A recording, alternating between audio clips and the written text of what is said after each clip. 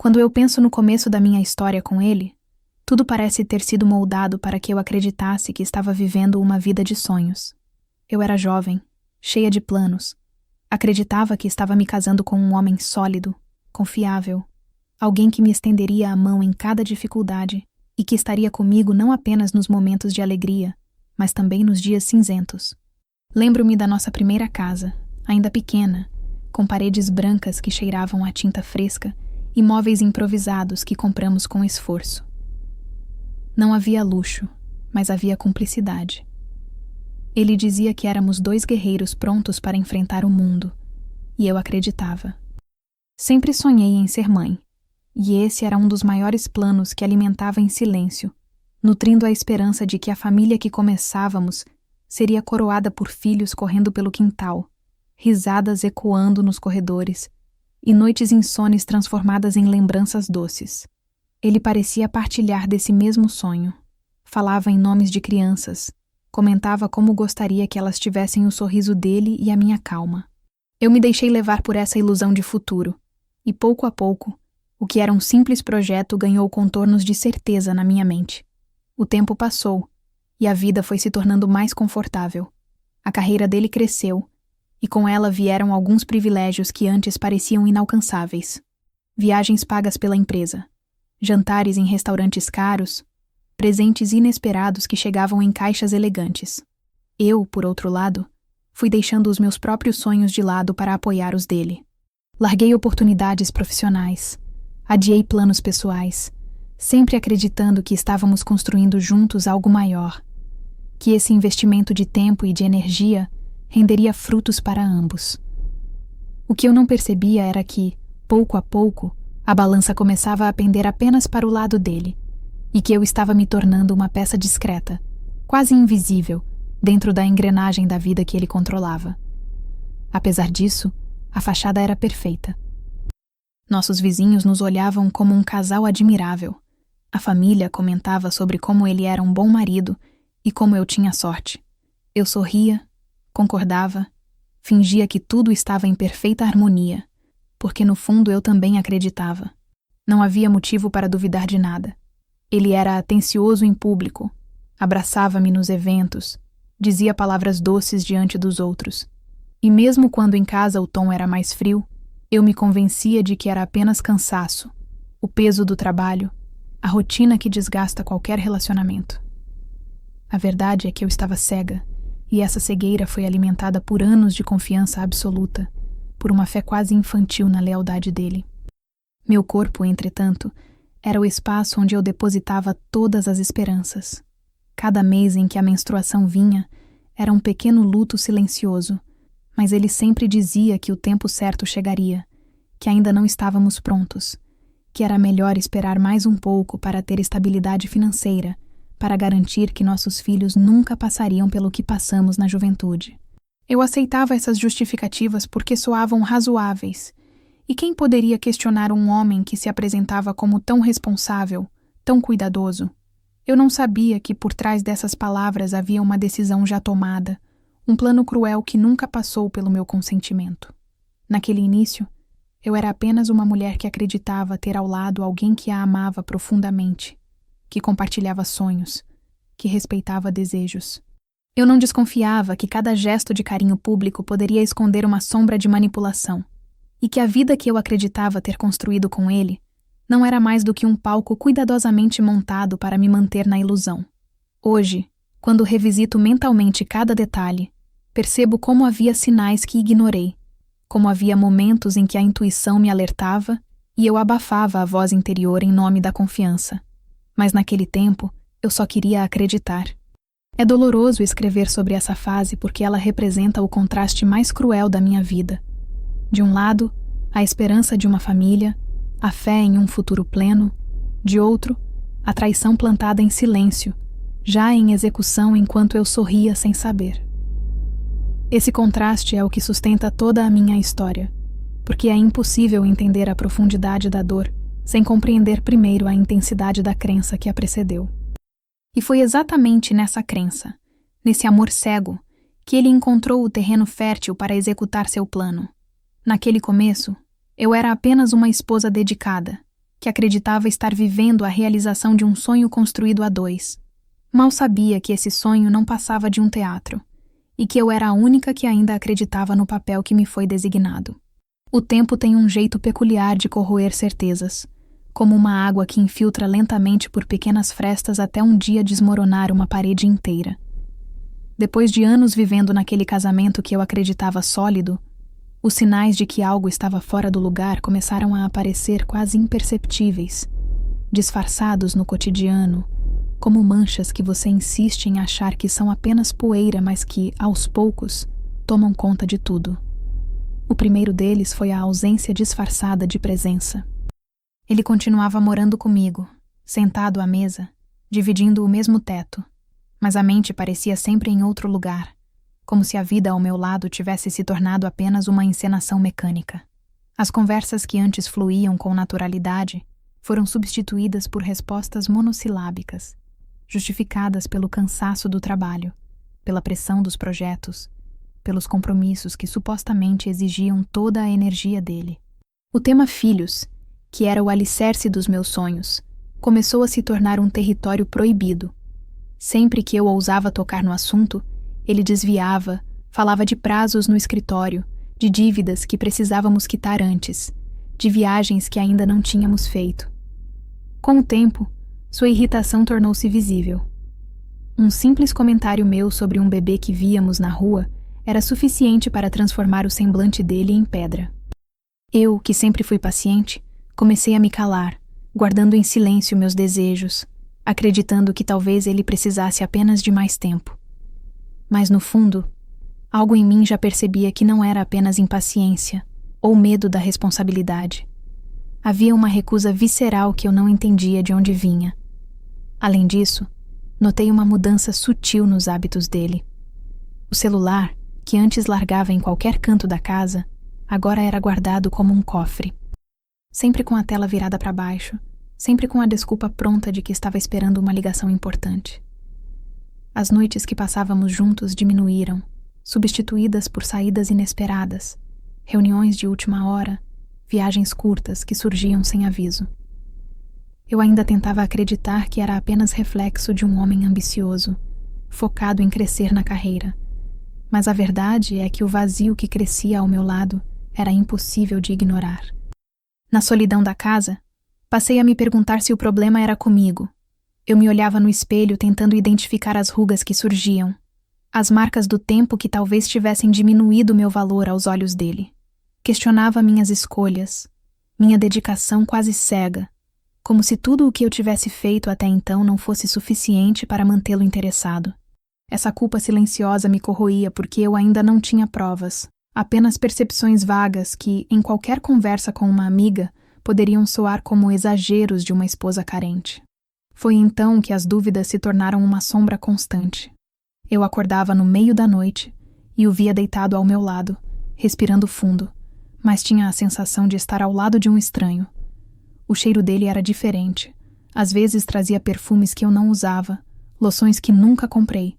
Nos banhos demorados, na toalha molhada esquecida, havia indícios que me deixavam inquieta, mas a ausência de certezas me prendia no limbo da dúvida. Era como viver em uma casa onde as paredes estão prestes a ruir, mas ninguém acredita em você quando diz que ouve os estalos da madeira. As amigas próximas foram o meu primeiro espelho. Lembro de uma tarde em que confidenciei a uma delas que talvez houvesse algo errado. Ela tentou me confortar dizendo que todos os casamentos passam por fases de afastamento, que era natural que a paixão dos primeiros anos fosse substituída por uma rotina mais fria. Eu quis acreditar nela, mas as palavras não apagaram o nó no meu estômago. Aquela sensação de que havia algo escondido, algo que eu ainda não tinha coragem de enxergar com clareza. E assim, entre silêncios e desculpas, meu casamento começou a se tornar uma prisão de incertezas. Eu ainda sorria em público. Ainda sustentava a imagem da esposa dedicada e feliz. Mas por dentro, meu coração se transformava em uma sala escura, cheia de perguntas sem resposta. A confiança que antes era um alicerce se transformava em areia movediça, e cada gesto dele parecia um peso a mais me puxando para baixo. Foi nesse cenário de sombras e silêncios que a primeira rachadura real apareceu. Pequena, quase invisível, mas suficiente para me fazer entender que minhas suspeitas não eram fruto de imaginação. Eu estava prestes a descobrir que não se tratava apenas de ausência emocional ou de possíveis aventuras fora do casamento. O que me esperava era algo muito mais cruel, um segredo que tinha sido decidido sobre o meu próprio corpo, sem que eu sequer tivesse sido consultada. Mas naquele momento, eu ainda não sabia. Tudo o que eu sentia era o frio da distância dele e o silêncio pesado que começava a se instalar como um hóspede indesejado em nossa casa. Havia dias em que eu sentia que precisava de respostas, mas não sabia ao certo onde buscá-las. Meu corpo parecia me enviar sinais de que algo não estava em ordem, como se houvesse uma barreira invisível entre o que eu desejava e o que realmente poderia acontecer. Foi em uma dessas fases de inquietação que decidi marcar uma consulta de rotina, algo que eu costumava adiar, porque sempre colocava as prioridades dele e da casa acima das minhas. Entrei no consultório carregando apenas dúvidas difusas, acreditando que ouviria do médico algo banal, talvez uma explicação simples sobre estresse, sobre hormônios, algo que me tranquilizasse. Mas foi ali, em uma sala fria com paredes brancas e cheiro de álcool, que minha vida começou a ruir de uma forma que nunca poderia ter imaginado. O médico, depois de alguns exames, puxou uma pasta de registros e falou de maneira mecânica, quase automática, como quem lê uma nota de rodapé em um jornal. Ele mencionou o procedimento que eu teria feito anos atrás, uma esterilização definitiva. Eu fiquei olhando para ele sem entender. Foi como se ele tivesse falado em outra língua. Interrompi, pedi para repetir, porque aquilo não fazia sentido. Ele ajustou os óculos, olhou os papéis novamente e confirmou, dizendo que a informação constava claramente em meu histórico. Eu havia sido submetida a uma cirurgia para não ter filhos. Meu coração disparou e a sala começou a girar. Era impossível. Nunca consenti com nada parecido. Nunca assinei nenhum termo. Nunca sequer considerei essa hipótese. A primeira reação foi acreditar que havia algum engano. Talvez tivessem confundido meu prontuário com o de outra paciente. Eu exigi explicações, pedi detalhes, e foi então que ele folheou mais páginas e revelou os documentos anexados, relatórios assinados, comprovantes de pagamento. Ali estava o nome do meu marido. Não só o nome, mas a assinatura, a autorização, os custos pagos de forma particular, sem envolvimento do plano de saúde. Eu fiquei em choque. Era como se eu estivesse assistindo à destruição de todos os sonhos que havia cultivado.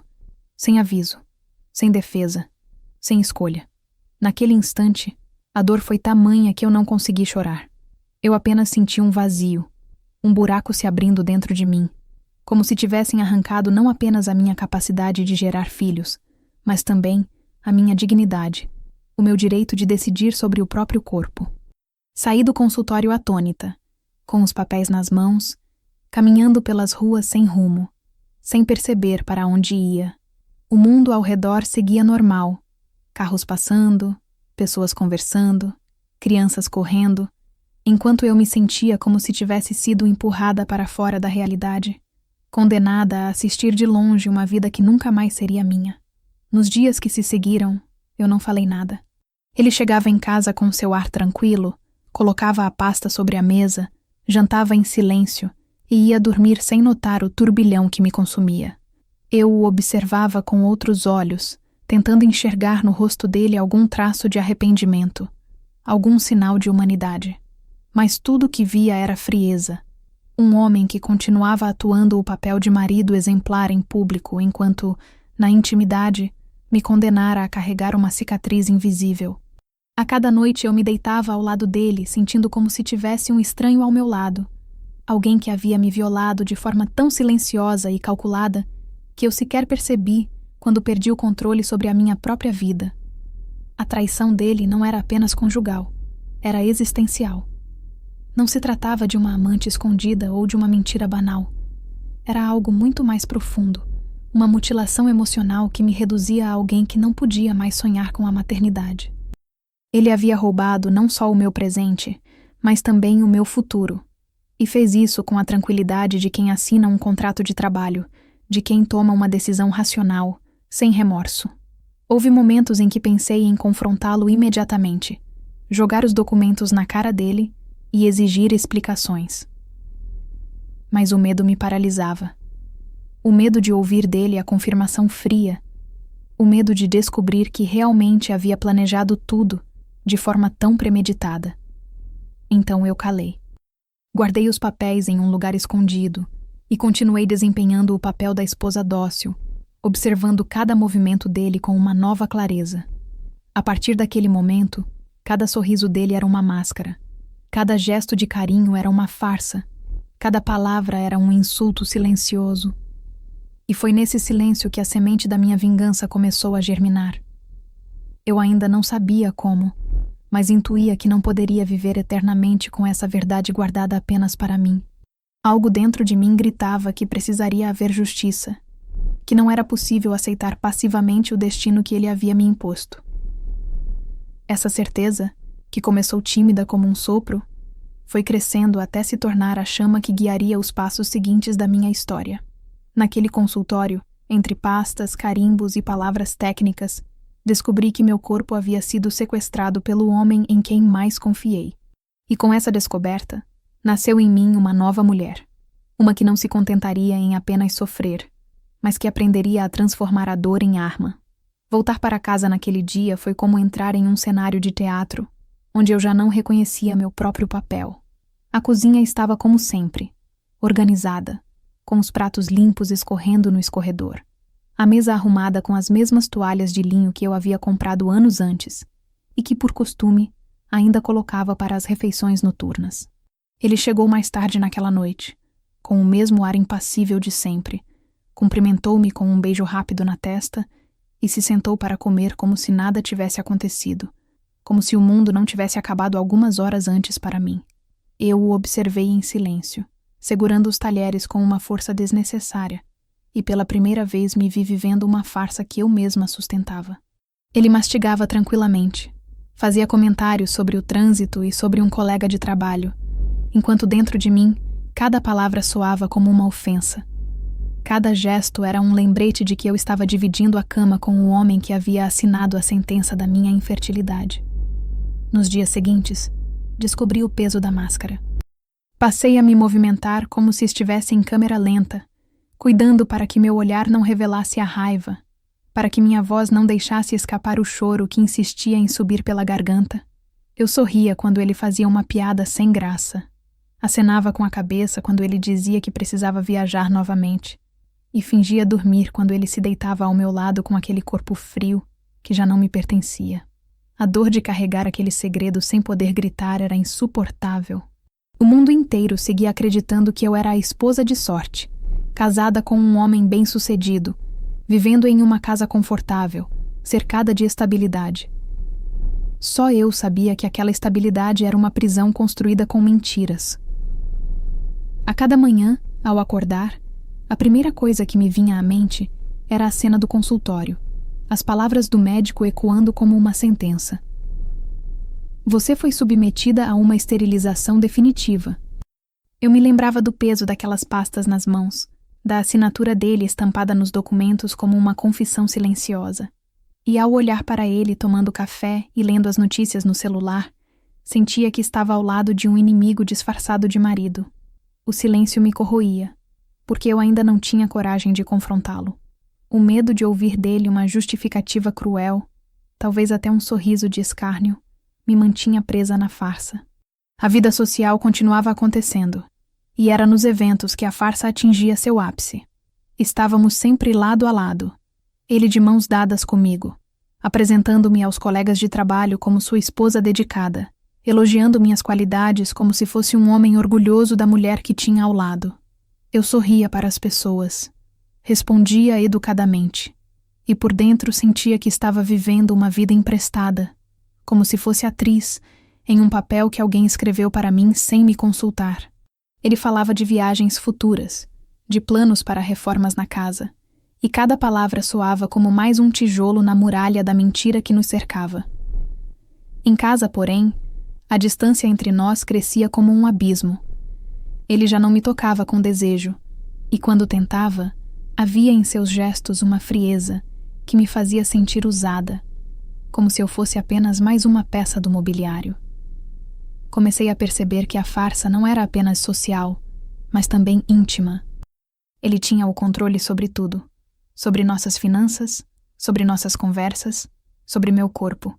E eu, enjaulada pelo silêncio, comecei a perder a noção de quem eu era. As noites se tornaram as piores inimigas. Deitada na escuridão, ouvindo sua respiração pesada ao meu lado, eu sentia um ódio silencioso tomar forma dentro de mim.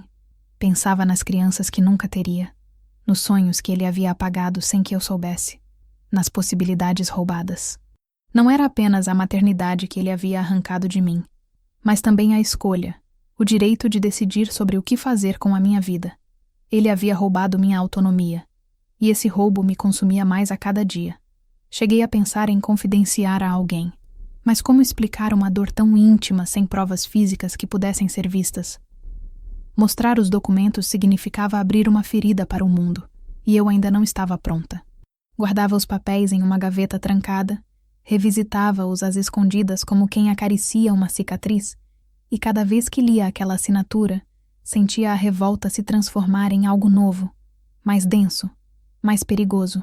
Foi nesse estado de colapso silencioso que percebi que a farsa precisava ser mantida, pelo menos por enquanto. Mostrar que sabia seria entregar minhas cartas antes da hora, e eu intuía que ele era capaz de manipular qualquer situação a seu favor. Então, aprendi a disfarçar ainda mais. Passei a sorrir com mais convicção, a responder com mais paciência, a parecer ainda mais a esposa perfeita. Mas dentro de mim, uma parte já havia morrido, e outra parte, a que renascia da dor, começava a se fortalecer em silêncio. O colapso não era apenas emocional, era também físico. Comecei a sentir meu corpo enfraquecido. As noites sem sono deixavam marcas profundas em meus olhos, e os dias se arrastavam em uma lentidão torturante. Mas, paradoxalmente, era nesse colapso que eu encontrava uma centelha de clareza. Eu sabia que não poderia viver assim para sempre. A farsa que eu sustentava era o terreno perfeito para algo maior que ainda estava por vir. Eu só não sabia que, em breve, outra descoberta se somaria a essa dor, trazendo não apenas a confirmação da traição, mas também a chave que abriria as portas da minha vingança. Com o tempo, a farsa que eu sustentava começou a ganhar rachaduras mais visíveis. Era impossível viver sob o mesmo teto que ele, sem que a revolta se transformasse em desconfiança constante. Cada palavra dele parecia ter um duplo sentido. Cada saída de casa escondia uma desculpa mal formulada. Cada noite em que chegava tarde, trazia no ar um cheiro diferente. Um perfume que não era meu. Eu me tornei observadora de cada detalhe, porque já não acreditava em nada do que ele dizia. E foi nessa atenção redobrada que comecei a perceber algo que até então me escapava. Não era apenas o meu corpo que ele havia controlado em segredo, era também a nossa vida financeira. Ele se movimentava com a segurança de quem acreditava estar no comando absoluto, mas as pequenas falhas foram me mostrando que havia mais do que cansaço e reuniões de trabalho naquela rotina. Uma noite, ao recolher a roupa dele jogada descuidadamente sobre a cadeira do quarto, encontrei um recibo amassado no bolso de sua calça. Era de um restaurante sofisticado, desses que costumávamos frequentar apenas em ocasiões especiais, mas a data impressa não coincidia com nenhuma comemoração. O nome de uma reserva estava ali destacado, não era o meu. Aquilo me fez estremecer. Guardei o papel como quem guarda uma arma carregada, e pela primeira vez percebi que não estava lidando apenas com uma traição íntima, mas com uma vida paralela, cuidadosamente financiada com recursos que eu acreditava estarmos guardando para nós. Nos dias que se seguiram, passei a observar suas contas, os extratos que ele por descuido deixava sobre a mesa antes de guardá-los no escritório. Havia saques regulares, valores altos retirados sem qualquer justificativa plausível. Ele me dizia que eram investimentos, empréstimos a amigos ou gastos de trabalho que seriam reembolsados, mas algo em mim já não aceitava essas versões frágeis. Resolvi ir além. Lembro-me de uma tarde chuvosa em que, enquanto ele ainda estava no escritório, me sentei diante do computador dele. Com o coração acelerado, consegui acessar sua conta bancária algo que até então nunca havia feito por confiar cegamente. O que encontrei me deixou em choque. Transferências frequentes para uma conta em nome de uma mulher que eu nunca tinha ouvido falar. O nome dela ficou gravado em minha mente como uma sentença. Não era apenas uma amante ocasional. Era alguém sustentada por ele. Alguém que ocupava um espaço financeiro e emocional que deveria ser meu. As transferências variavam entre valores médios e somas consideráveis, suficientes para manter um estilo de vida que eu mesma não possuía, apesar de todos os anos de dedicação e renúncia.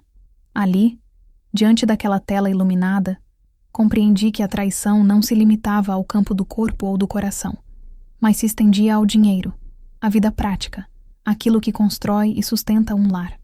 Ele havia escolhido dividir comigo apenas o peso das aparências, enquanto a amante recebia os frutos concretos da sua suposta generosidade.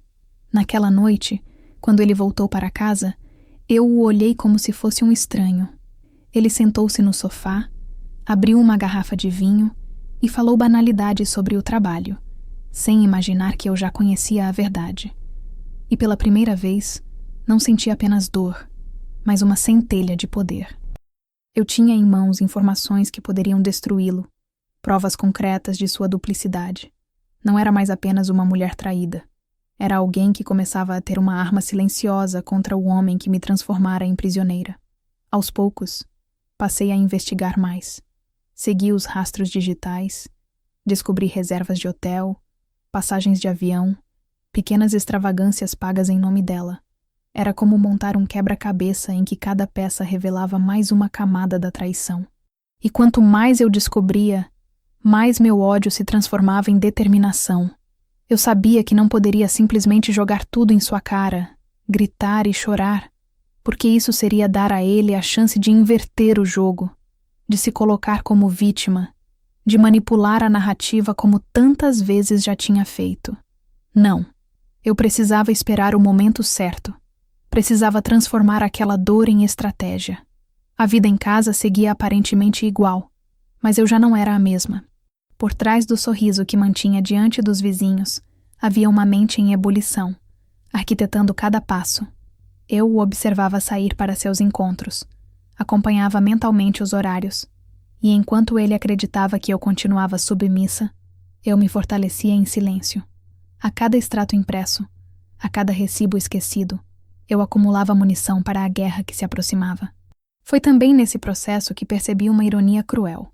O dinheiro que ele retirava das nossas economias para sustentar a amante se tornaria em breve o próprio instrumento de sua ruína.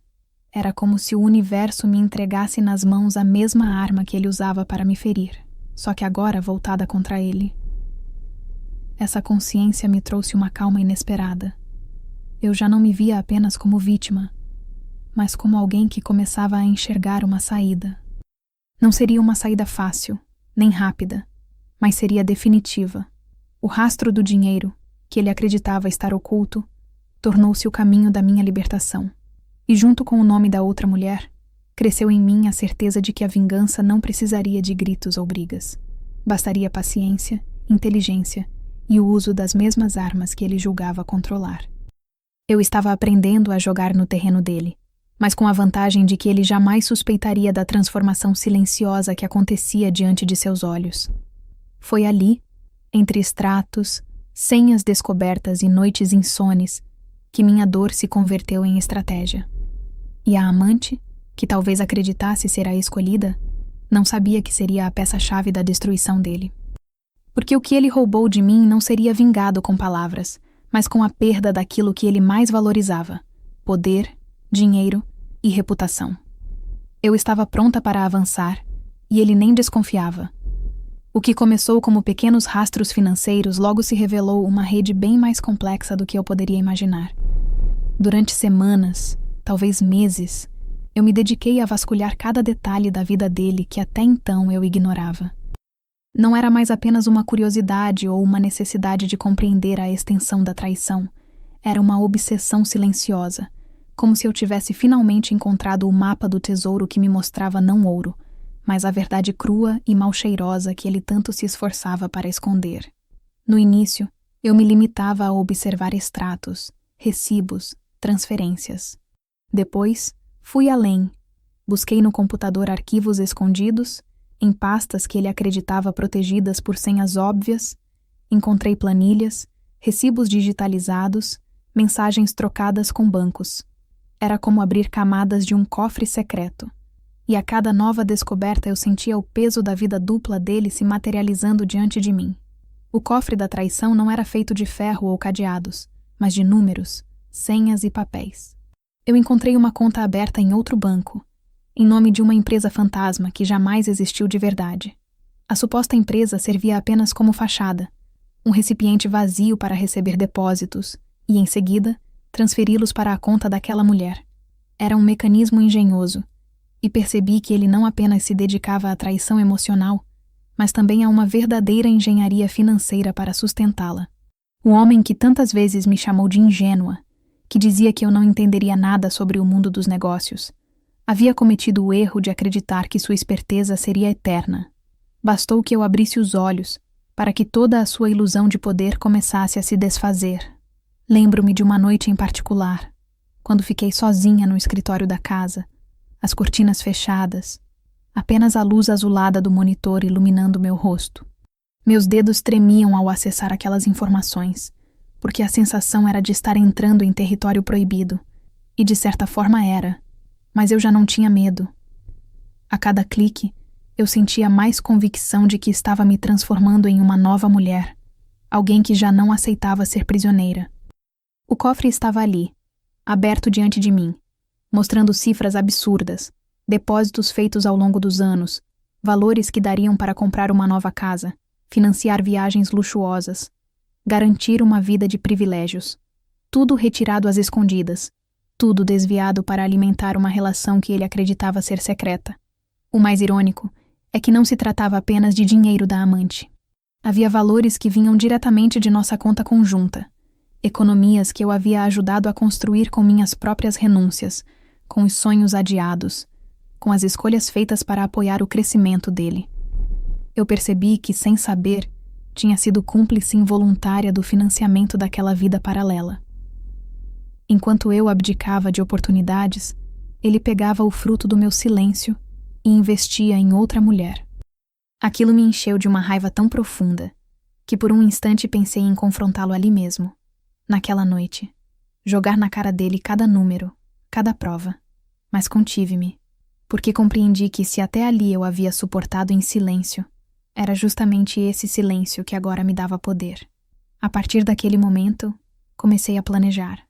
Cada senha que descobria, cada documento que imprimia em segredo, cada número que anotava cuidadosamente em um caderno escondido, se tornava uma peça do arsenal que eu estava montando.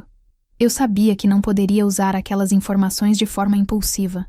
Era preciso esperar o instante exato em que ele estivesse mais vulnerável, o momento em que a queda dele fosse não apenas inevitável, mas também pública, irreversível. Foi nesse processo que algo curioso aconteceu comigo. Se antes eu vivia paralisada pelo ódio e pelo medo, agora eu começava a sentir uma estranha tranquilidade.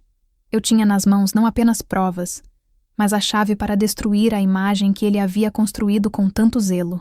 O cofre da traição não era apenas uma metáfora. Era uma realidade palpável, feita de extratos carimbados, registros de transferências, contratos fictícios. E eu, que tantas vezes fui chamada de frágil, estava prestes a me tornar a guardiã de um segredo que, quando revelado, transformaria a vida dele em ruínas. Naqueles dias, aprendi a disfarçar ainda melhor. Mantinha a rotina como se nada tivesse mudado. Sorria em almoços de família. Concordava com suas histórias inventadas. Deitava-me ao lado dele como se fosse a mesma mulher de antes. Mas dentro de mim, eu já não era a mesma. Cada vez que ele saía de casa para encontrar a amante, eu sorria em silêncio, porque sabia que estava construindo com paciência o caminho para sua queda. E, ironicamente, era ele mesmo quem me fornecia as ferramentas para isso, com cada recibo esquecido, cada mensagem mal apagada, cada movimentação bancária que acreditava ser invisível. O cofre da traição estava escancarado diante de mim, e eu já tinha a chave. Restava apenas escolher o momento certo para girar a fechadura e deixar que todo o conteúdo viesse à tona, não apenas para ele, mas para todos ao redor. porque quando o dia chegasse, eu não me contentaria em expor a verdade dentro de 4 paredes. Eu faria questão de que o mundo inteiro visse quem ele realmente era, um homem que roubou o futuro da própria esposa para financiar uma vida de mentira.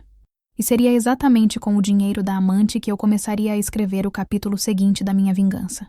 Eu já havia passado tanto tempo mergulhada na dor, carregando em silêncio as provas da traição e da violência cometida contra mim, que quando finalmente me vi com a chave do cofre em mãos, o medo deu lugar a uma calma estranha, quase calculada. Não era mais apenas uma questão de sobreviver ao peso da esterilização forçada ou da humilhação de ser enganada. Agora se tratava de virar o jogo, de usar contra ele as próprias armas que ele acreditava dominar. Durante noites inteiras, eu me sentei diante daqueles documentos, daquelas senhas, analisando cada detalhe como se estivesse estudando um mapa de guerra. Eu sabia que não poderia simplesmente expor tudo de uma vez, porque ele ainda tinha recursos, ainda tinha prestígio, ainda tinha aliados prontos para defendê-lo. Eu precisava agir em silêncio, como um veneno lento que se espalha, até que seja tarde demais para reverter o efeito. A primeira oportunidade surgiu em um fim de semana, em que ele viajou sob a desculpa de uma reunião em outra cidade. Eu sabia exatamente para onde ele ia e com quem, pois já tinha rastreado a reserva do hotel, e esse conhecimento me deu a tranquilidade necessária para agir sem pressa. Abri o computador, respirei fundo e entrei na conta secreta que ele acreditava inacessível para mim.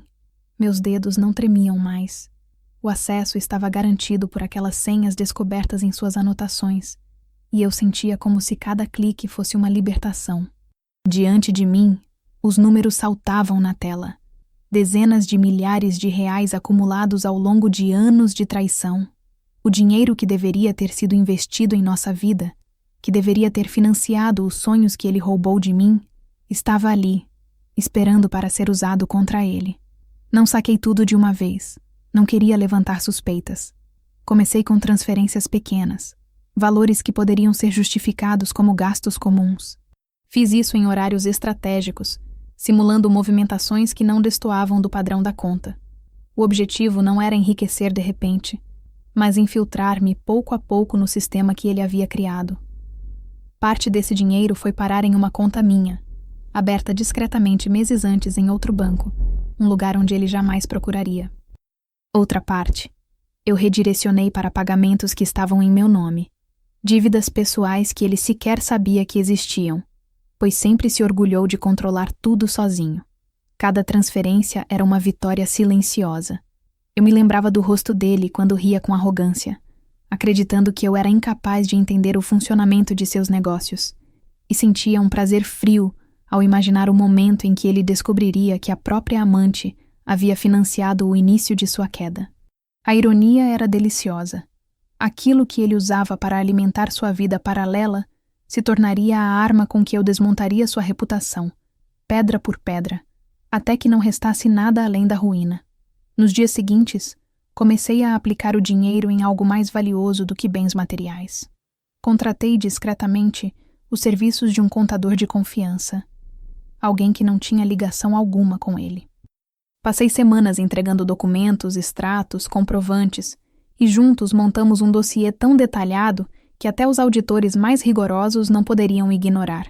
Esse dossiê não era para ser usado de imediato, mas para ser guardado como um trunfo, como um cheque-mate aguardando a hora certa de ser colocado sobre a mesa. Eu estava criando não apenas um plano de vingança, mas uma narrativa que o exporia diante de todos. Enquanto isso, em casa, continuei interpretando o papel da esposa dedicada. Preparava os jantares, escutava suas desculpas, fingia acreditar nas histórias de viagens e reuniões. Ele sequer suspeitava de que eu já estava 3 passos à frente. Observá-lo falar sobre negócios e sobre a importância da confiança era como assistir a um ator recitando um texto mal ensaiado. Eu sorria, servia o vinho, e por dentro celebrava cada detalhe que ele não percebia. Meu primeiro golpe não foi apenas financeiro, foi psicológico.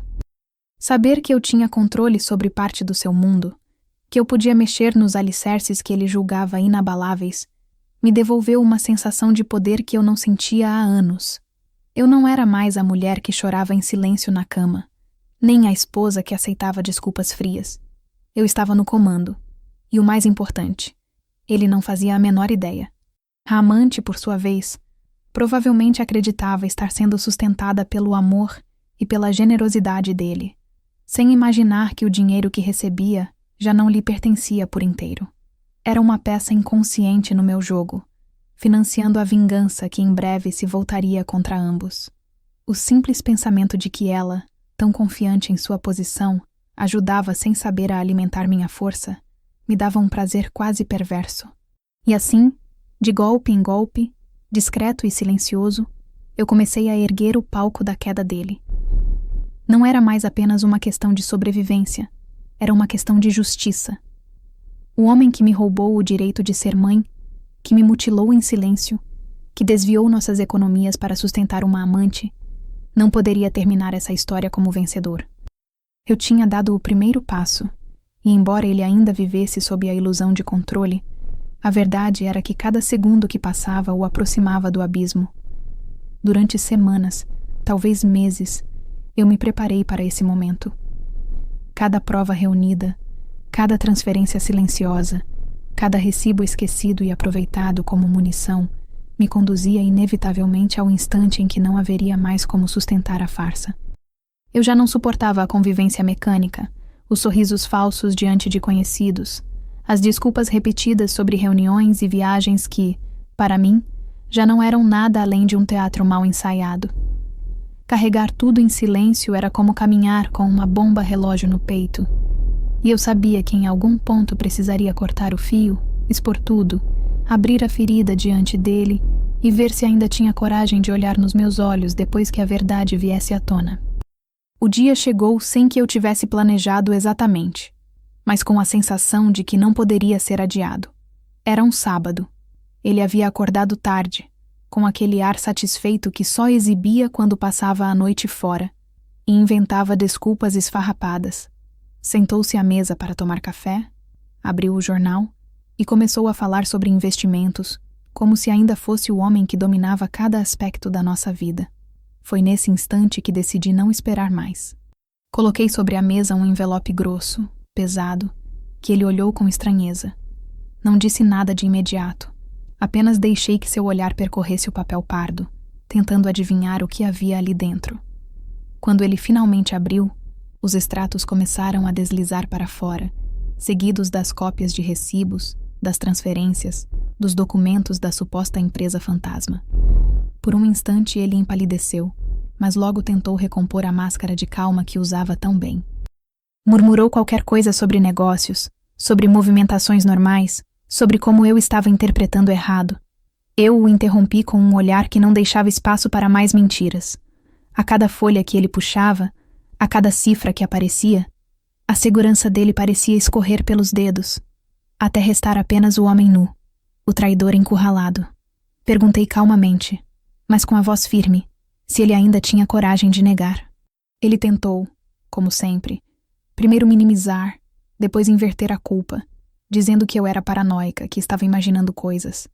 Quando percebeu que as provas eram inegáveis, baixou o tom e partiu para a segunda estratégia, a confissão parcial.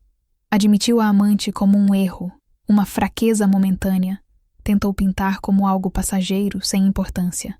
Falou que me amava, que não queria perder o que tínhamos, que tudo não passava de um desvio no caminho. Ouvir essas palavras foi como receber uma bofetada, não apenas pela frieza, mas pela convicção com que acreditava que ainda poderia manipular-me, que bastava dizer que me amava para que eu esquecesse de que tinha roubado de mim não só anos de vida, mas também a possibilidade de ser mãe. Foi quando joguei sobre a mesa o golpe final. Os documentos médicos, as autorizações assinadas por ele, comprovando que havia pago pela minha esterilização sem que eu soubesse. Dessa vez não houve máscara que resistisse. Vi a cor sumir de seu rosto, os lábios tremerem, os olhos perderem o brilho de arrogância. Ele tentou balbuciar justificativas. Disse que era para o meu bem, que não queria me sobrecarregar com filhos, que temia pelo futuro. Mas cada palavra era uma lâmina, e eu já não estava disposta a ouvi-lo. A raiva que me consumia por dentro se transformou em uma serenidade quase cruel. Eu não precisava gritar, não precisava quebrar nada, não precisava derramar lágrimas. Eu tinha em mãos todas as provas, e ele, pela primeira vez, não tinha mais saída. Naquele momento, inverti o jogo de poder. Ele sempre se orgulhou de ser o dono da narrativa, de controlar o que eu deveria saber, de me moldar ao seu roteiro. Agora era ele quem estava encurralado, sem saber o que viria a seguir. E eu fiz questão de deixar claro: não havia perdão, não havia desculpa possível. Disse a ele que não apenas sabia de tudo, como já tinha tomado providências.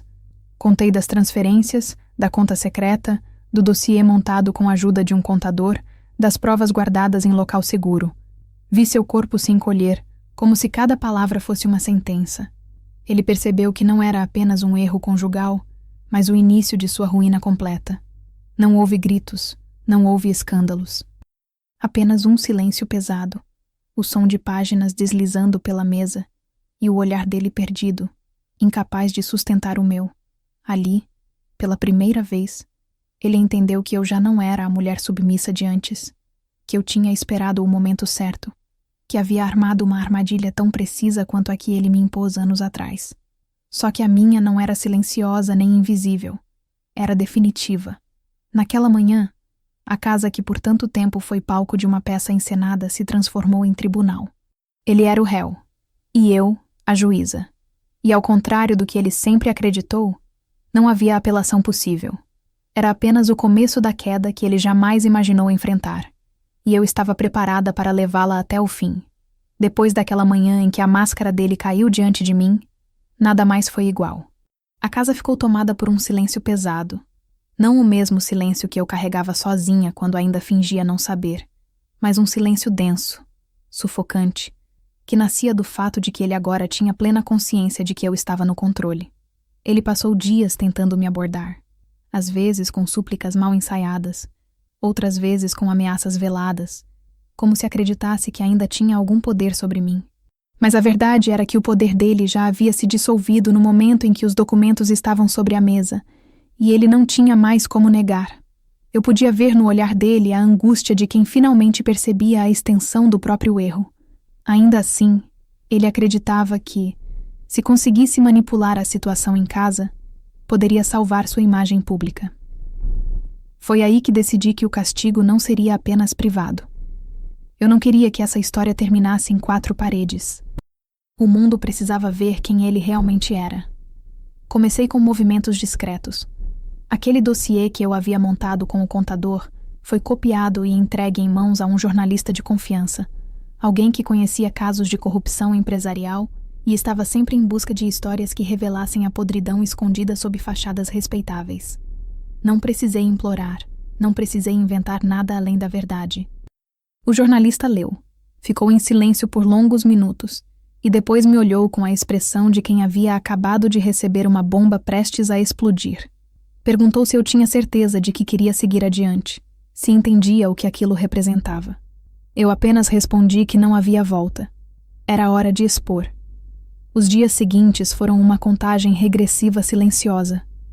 Eu mantinha a rotina em casa, observava ele tentando agir normalmente, e por dentro sabia que a tempestade estava a caminho.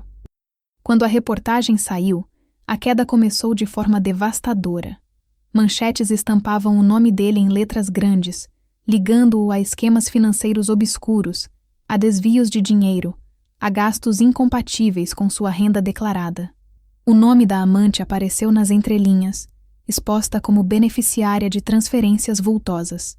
As redes sociais se encheram de comentários. Vizinhos cochichavam nas esquinas. Colegas de trabalho o tratavam com desconfiança. De um dia para o outro, o homem que se orgulhava de sua reputação passou a ser visto como corrupto, traidor, alguém sem escrúpulos. Eu não precisei levantar a voz. A verdade, sustentada por provas, fez o trabalho por mim.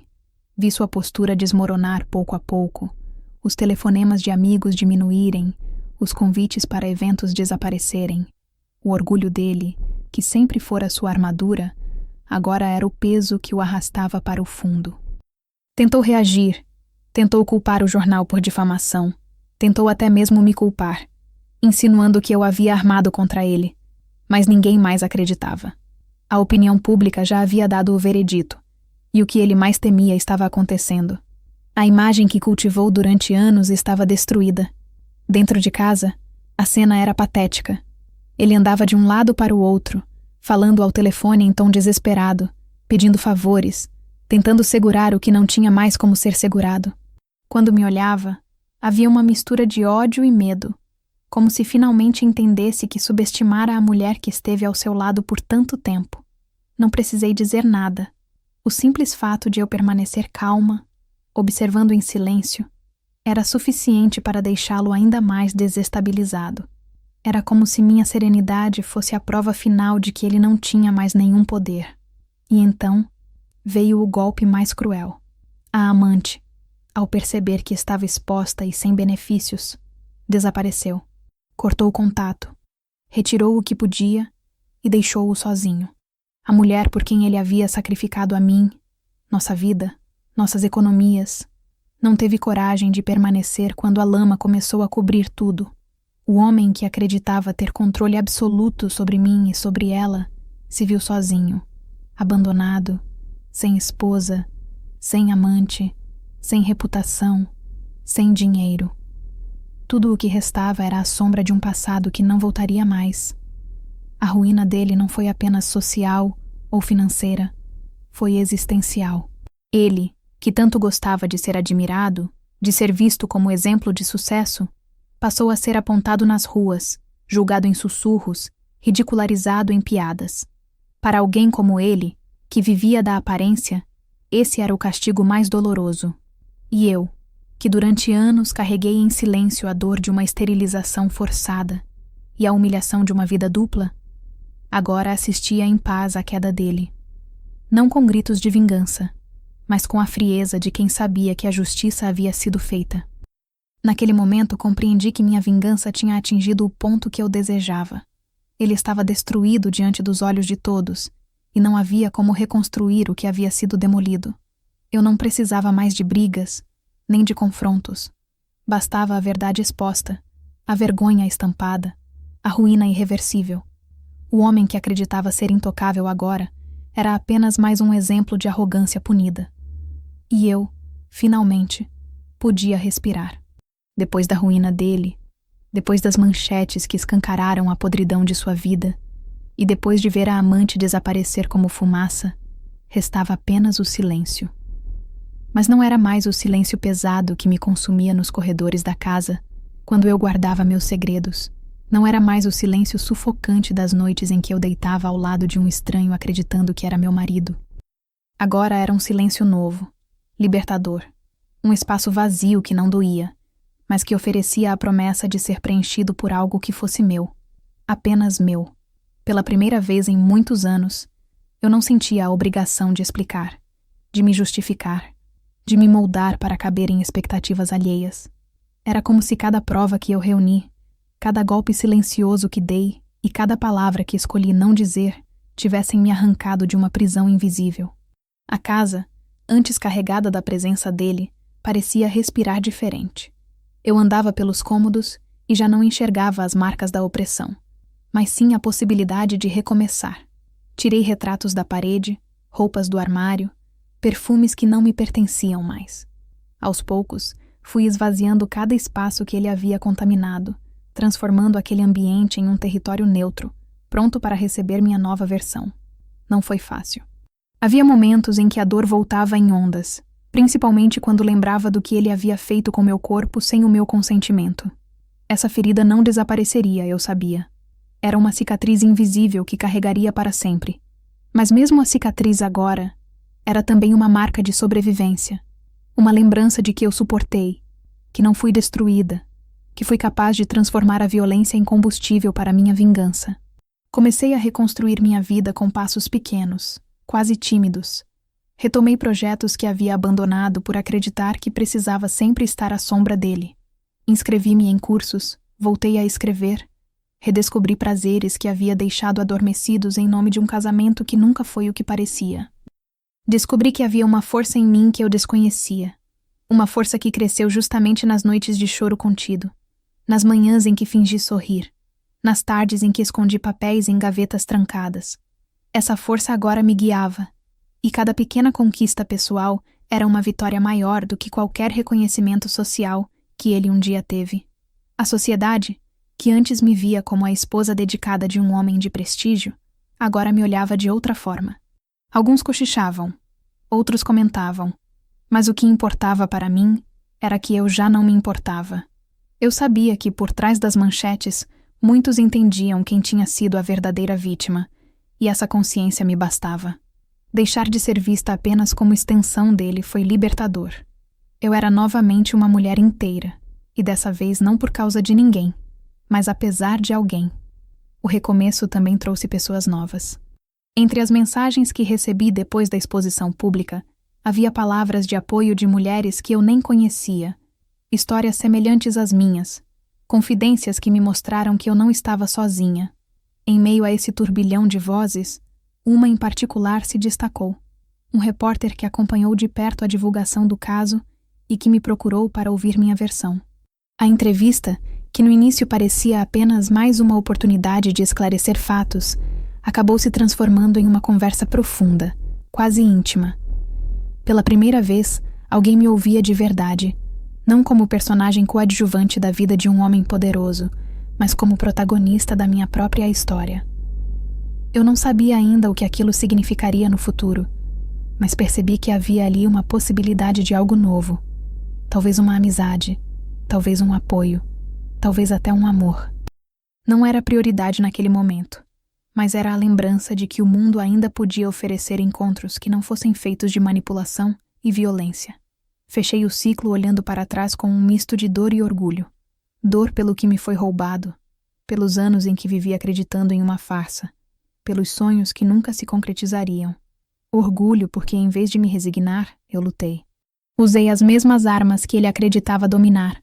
Virei o jogo sem precisar me rebaixar ao desespero. Destruí não apenas sua imagem, mas também o poder que ele acreditava ter sobre mim.